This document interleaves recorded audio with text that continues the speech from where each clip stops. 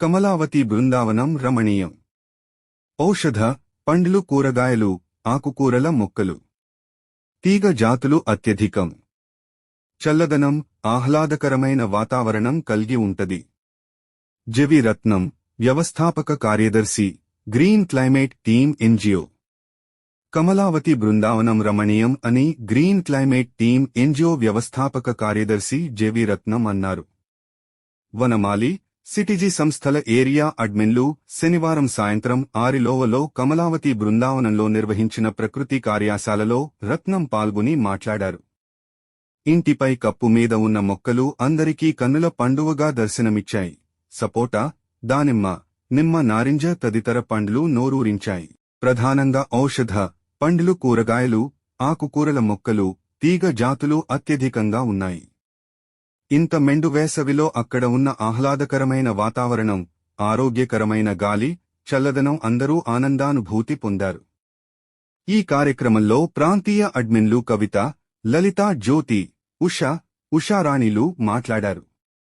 పలువురు ఇంటిపై కప్పు మీద పంటలు పండించేవారు పాల్గొన్నారు.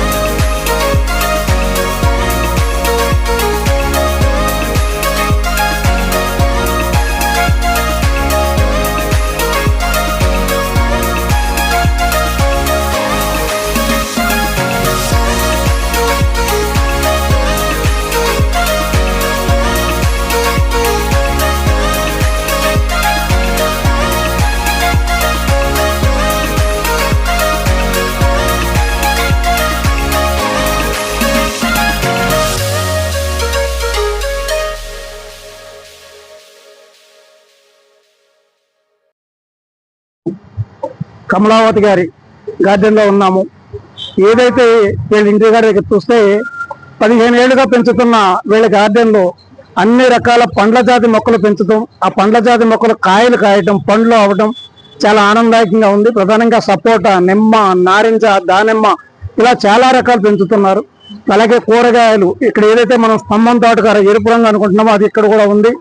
అలాగే వీళ్ళు మొక్కలతో పాటు చేపలను కూడా పెంచడం, ఒక బౌల్లో చేపలు, తర్వాత ఏదైతే తామర, కమల ఉన్నాయి, మొక్కలు ఉన్నాయి. అలాగే అజోలా పెంచుతున్నారు. ఏదైతే ఆక్సిజన్ ఎక్కువగా వస్తుందో అట్లాంటి మొక్కలు, స్పెర్మ్ మొక్కలు కూడా పెంచుతున్నారు. ఇట్లా ఇన్ని రకాల మొక్కలు పెంచడం ఉంది చాలా గ్రేట్. ఈరోజు ఇక్కడ ఉన్న పూల మొక్కలు, పళ్ళ మొక్కలు ఇవన్నీ కూడా నిజంగా ఒక చిన్న అడవిలా కనిపిస్తున్నాయి. ఇంత గొప్ప అడవిని సృష్టించిన మేడంకి, వాళ్ళ కుటుంబీకులకి అందరికి కూడా అభినందనలు తెలియజేయాలి. ఇక్కడ కిందన చుట్టూతో ఇన్ని వాహనాలు, ఇంత ప్రయాణం, ఇంత జరుగుతున్న, ఇంత శబ్దాలు వస్తున్నప్పటికీ కూడా ఇక్కడ మాత్రం వీళ్ళు ఒక ఆరోగ్యకరమైన వాతావరణం క్రియేట్ చేశారు. ఇక్కడ పిచ్చుకలు ఎక్కువగా వస్తున్నాయని చెప్తున్నారు. చాలా ఆనందదాయకమైన విషయం. పిచ్చుకలకు మేత కూడా వీళ్ళు పెడుతున్నారు. చాలా ఆనందదాయకం. Thank you all. వైజాగ్ సిటీలో టెర్రస్ గార్డెన్ సిటీసీ అని వనమాలి గ్రూప్ వాళ్ళు నిన్న చేసి మొత్తం మహిళలందరూ కూడా టెర్రస్ పంటలు పండిస్తున్నారు. రోజుకి నాకు తెలిసి కొన్ని టన్నులు ఉత్పత్తి అవుతుంది. అందరూ కలిసి వాళ్ళు ఎంతో కొంత ఆర్గానిక్ ఫుడ్ తిని ఆరోగ్యం పెంచుకుంటున్నారు. ఈ రకంగా చాలా మంది ఇంకా ఇది ఒక ఫ్యాషన్ కాదు, ఒక హాబీ లాగా అయిపోయి ఇప్పుడున్న కెమికల్స్ ప్రొడక్ట్స్ తినడం వల్ల ఎక్కువ దీని మీద కాన్సెప్ట్ పెంచుకొని చాలా మంది అంటే పెద్ద పెద్ద కోటీసుల వాళ్ళు ఒక భూమి తీసుకొని వ్యవసాయ క్షేత్రంగా చేసుకుంటున్నారు. మనకు అలాంటి భూములు లేకపోయినప్పుడు ఈ టెర్రసే మనకి డాబాలే ముఖ్యంగా మనకి ప్రధాన వనరుగా, ప్రధాన భూమిగా అని చెప్పి గోళెల్లో పెంచుకొని మంచి పంటలు పండించి మంచి ఫ్రూట్స్ కూడా ఇప్పుడున్న ప్లేస్లో ఇప్పుడున్నాం. ఇప్పుడు ఈ మేడం గారు చాలా అన్ని ఫ్రూట్స్ ఉన్నాయి.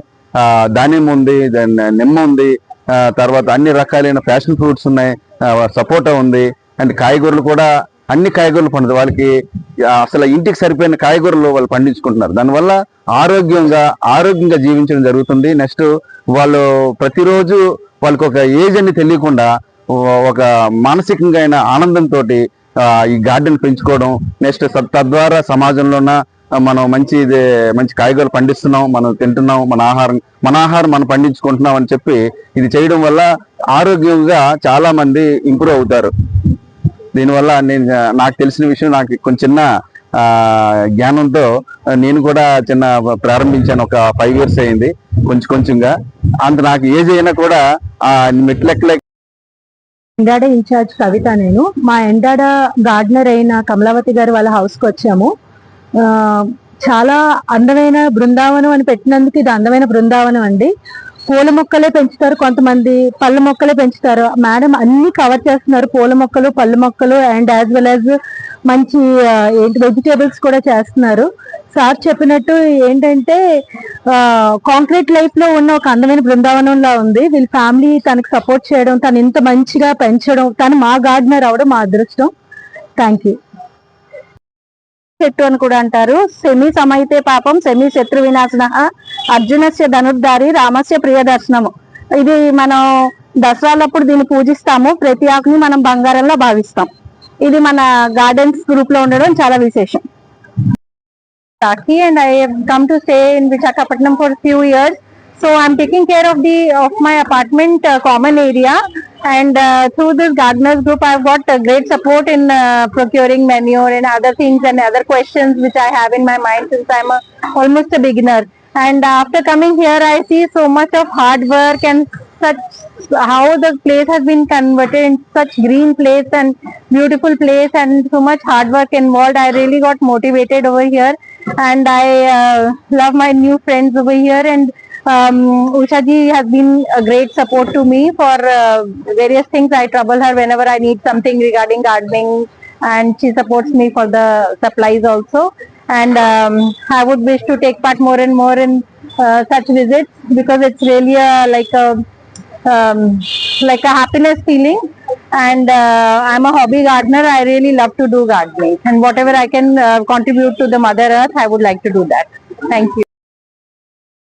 వైజాగ్ ఆదర్శ్ నగర్ ఏరియాలో ఉంటున్నాము. సో మా గార్డెన్ వచ్చేసి మొత్తం 3 floors గార్డెన్ అండి. నేను ఇది స్టార్ట్ చేసి ఇంచుమించు ఒక 15 years కంటే ఎక్కువే అవుతుందని చెప్పాలి. సో ఎక్స్పీరియన్స్ చెప్పడం కోసం కూడా స్లోగా స్టార్ట్ అయింది అనమాట నాది. కొంచెంగా స్టార్ట్ చేశాను. సో ఇంచుమించు 15 ఏళ్ళ పైననే చెప్పాలి. ఇప్పుడంటే టెర్రస్ గార్డెన్ ఇది అంటున్నారు, కానీ పూర్వం అందరి ఇళ్లలోని మొక్కలు ఉండేవండి. సో ఇదేమి పెద్దగా మేమేం చేస్తున్నట్లు కాదు, బట్ పూర్వం చూసుకుంటే అందరి ఇళ్లలో అన్ని మొక్కలు ఉండేది.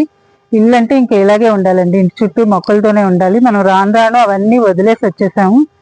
సో ఒక్కొక్కటి అలవాట్లు మార్చుకొని మనం ఎలా పాత పద్ధతులు తీసుకుంటున్నాము, సో అలాగే మళ్ళీ మనం అంతా మన ఇంటి చుట్టూ మొక్కలతో కలిపి మనం బ్రతకడం నేర్చుకోవాలని, సో ప్రతి ఒక్కరూ పాటించాలని కోరుకుంటున్నాను. సో ఇది వచ్చేసి నా చిన్ని ప్రపంచం అనమాట.